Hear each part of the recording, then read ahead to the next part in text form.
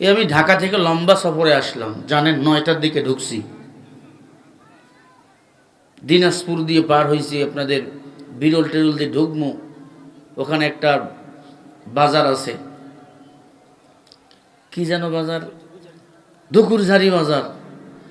ওমা দেখি 300 গাড়ির মতো জাম,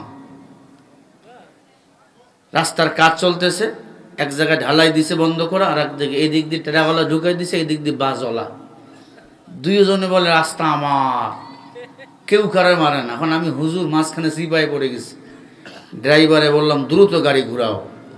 আমার দিনাজপুর ব্যাক কইরা 10 মাইল হয়ে বীরগঞ্জ হয়ে পীরগঞ্জ হয়ে এরপর আপনাদের এখানে আইলাম। কাল মাহফিল ছিল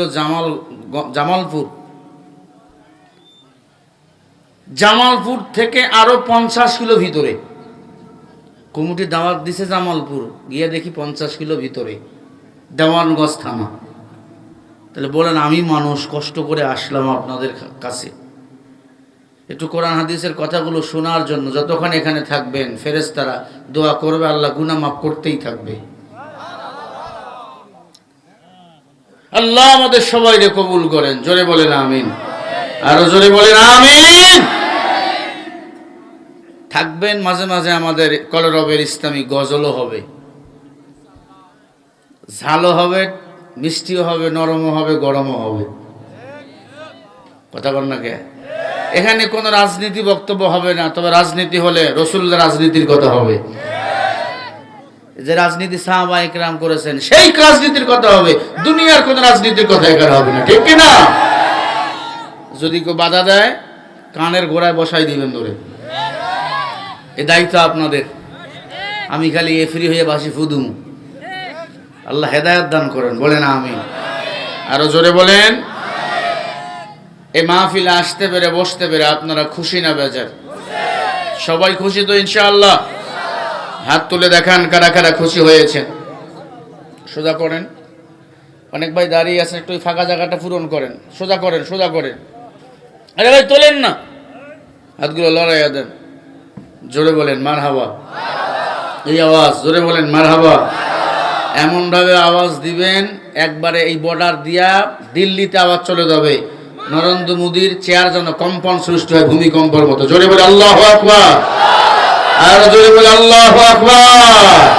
বিপ্লব মানে জীবন দেওয়া, বসে থাকা নয়, সে কোনদিন আসবে না রে, করো যদি ভয়।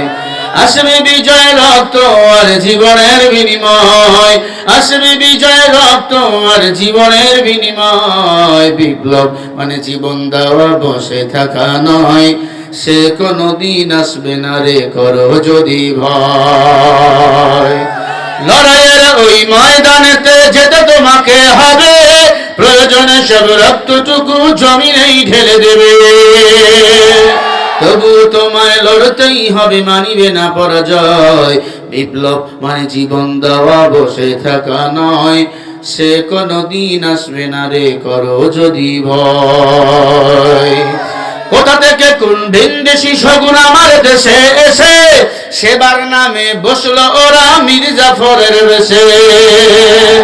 ওদের করতে নাস্তানাবুদ, ওদের করতে নাস্তানাবুদ হতে হবে নির্ভীক। বিপ্লব মানে জীবন দেওয়া, বসে থাকা নয়, সে কোনদিন আসবে না রে, করো যদি ভয়। আসবে বিজয়, রক্ত আর জীবনের বিনিময়, আসবে বিজয়, রক্ত আর জীবনের বিনিময়। বিপ্লব মানে জীবন দেওয়া, বসে থাকা নয়, সে কোনদিন আসবে না রে, করো যদি ভয়। কোরআনের জন্য জীবন দিতে রাজি আছি আমি, আপনারাও আছেননি? কারা কারা হাত দেওয়ার দেখেন, লিল্লাহি তাকবীর। এখন জীবন দেওয়া লাগবে না, এখন একটু সময় দেন। আল্লাহ রাব্বুল আলামিন বলেন, ইয়া আইয়ুহান নাসু উবুদু রাব্বাকুমুল্লাযী খালাকাকুম والذين من قبلكم لعلكم تتقون।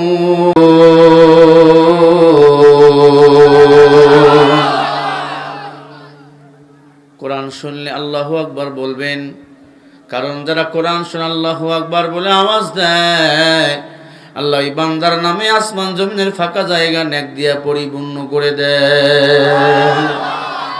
সূরা বাকারা 1 নম্বর পারা 3 নম্বর পৃষ্ঠা 10 নম্বর লাইনের 21 নম্বর আয়াত। আয়াতের মধ্যে অক্ষর আছে 65টি। আয়াতটা একবার পড়লে বা শুনলে আল্লাহ তাআলা 650টা নেক বান্দার আমলনামায় জমা করে দেয়। তাফসিরে নূরুল কুরআন ভালো করে কান লাগান। আল্লাহ বলেন, ইয়া আইয়ুহান নাস, হে মানুষ সকল, উবুদু ইবাদত করো, রাব্বাকুমুল্লাযী খালাকাকুম, তোমাদের রবের, তোমাদের স্রষ্টার।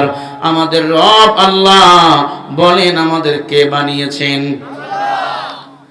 লাআল্লাকুম তাত্তাকুন, ইবাদত যদি করতে পারো ওই রবের, ওই রব তোমাদের তাকওয়া দান করবে। নবী বলে, আত-তাকওয়া হাহুনা, তাকওয়া মানে ভয়। ভয় যেই বান্দা আল্লাহর ইবাদত করবে, ওই বান্দার দিলের ভিতর আল্লাহ ভয় পয়দা করে দিবে।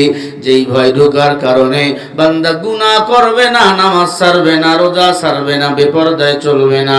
আল্লাহর ভয় অন্তরের মধ্যে লালন করবে।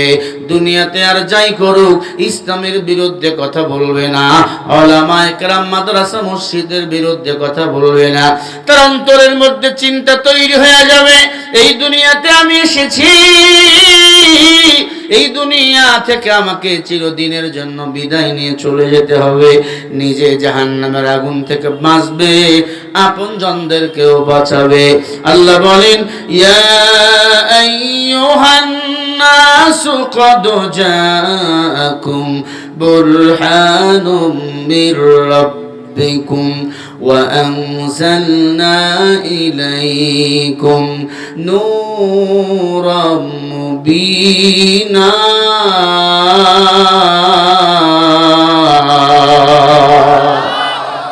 আর জোরে বলেন আল্লাহ বলে, ইয়া আইয়ুহান নাস ক্বাদ জাআকুম বুরহান।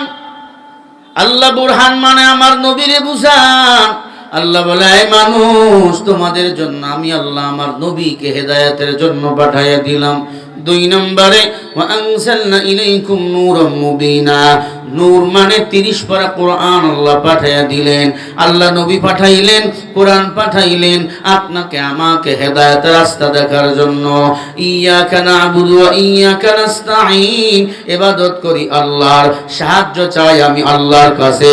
আল্লাহ পাক বলেন, ও দুনিয়ার ঈমানদার, এই দুনিয়াতে যদি পথ পেতে চাও, আমি আল্লাহর জান্নাতে যেতে চাও, কোরআন মানো, রাসূল মানো, কোরআন সুন্নাহ মোতাবেক যারা জীবন চালাবে, আমি আল্লাহ দুনিয়াতে বাদশাহ, পরকালেও বাদশাহ বানাইয়া দেব।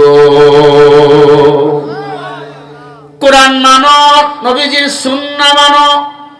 قال رسول الله صلى الله عليه وسلم تركت فيكم أمرين لن تضلوا ما تمسكتم بهما كتاب الله وسنة رسولي। নবী বলেন, সাহাবায়ে কেরাম, আমি নবীর ইন্তেকালের পর এই উম্মত দুটো জিনিস তোমরা কারায়া ধরবা। 1 নম্বরে কোরআন, 2 নম্বরে হলো আমি নবীজির সুন্নাহ।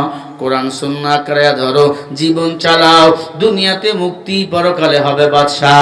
কোরআন সুন্নাহ বাদ দিয়ে যদি জীবন চালাও, আল্লাহর কসম জাহান্নামে যেতে হবে, কোনো সন্দেহ নাই। আল্লাহ এই জন্য বলেন, ইয়া আইয়ুহাল্লাযীনা আমানু কু আনফুসাকুম ওয়া আহলিকুম নারা।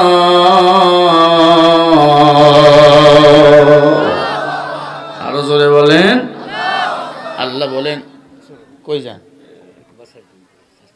চলে যাবে? তাহলে আমিও যাই। একটু বসেন বসেন বসেন, বৈশা পড়েন। সভাপতি না উনি? সভাপতি গেলে আমি থাক মুখে। এই মাহফিলের প্রেসিডেন্ট হলো পার্লামেন্ট সভাপতি। কি বলেন? আসলে আপনার এলাকায় কি অনেক কাজ শুরু হয়ে গেছে নাকি? মাঠে অনেক কাজ? হ্যাঁ, সারাদিন অনেক কাজ করছেন না? চিন্তা করিয়ে না, 12টায় ছেড়ে দেবো আপনাদের। উঠাউঠি করা যাবে না, আমি আপনাদের মেহমান।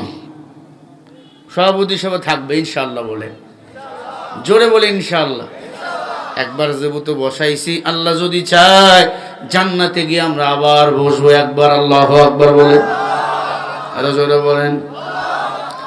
নবী আমার বলে, উম্মত দুটো জিনিস একরে ধরো, কোরআন এবং সুন্নাহ। কোরআন সুন্নাহ মানি না, আমার বিবেক যাই বলে আমি তেমনে আমার জীবন চালাই। আল্লাহর বান্দা সন্তানকে বলছে হরিপুর বাজারে গিয়ে একটা 4 হাতের গামছা নিয়ে আসো। সন্তান বাজারে গেছে, 4 হাতের গামছা কিনে নিয়ে আসছে। আব্বা গামছা মাপ দেয়, গামছা একবার ছোট হয় একবার বড় হয়। কি ব্যাপার, 4 হাতের গামছা আনতে বললাম, গামছা ছোট আর বড় কেন হয়? নিরপেক্ষ আল্লাহর বান্দা গামছা মাপ দিয়ে দেখে গামছা 4 হাতের গামছা 4 হাতে আছে। ভেজাল হলো আব্বার স্কেলের মধ্যে। আব্বা যে স্কেল দিয়া মাপ দেয়, স্কেল হলো রাবারের স্কেল, টান দিলে বড় হয়, ছেড়ে দিলে ছোট হয়। আচ্ছা বলেন, রাবারের স্কেল দিয়ে গামছা মাপলে গামছার মাপ কি ঠিক হবে? আমরা কোরআন বাদ দিয়েছি, হাদিস বাদ দিয়েছি, এখন বিবেক রে বানাইছি স্কেল। আমি বিড়ি খাই, আমি সুদ খাই, আমি ঘুষ খাই, মনে করি এই আমল করলেই বুঝি জান্নাতে যাব। না না।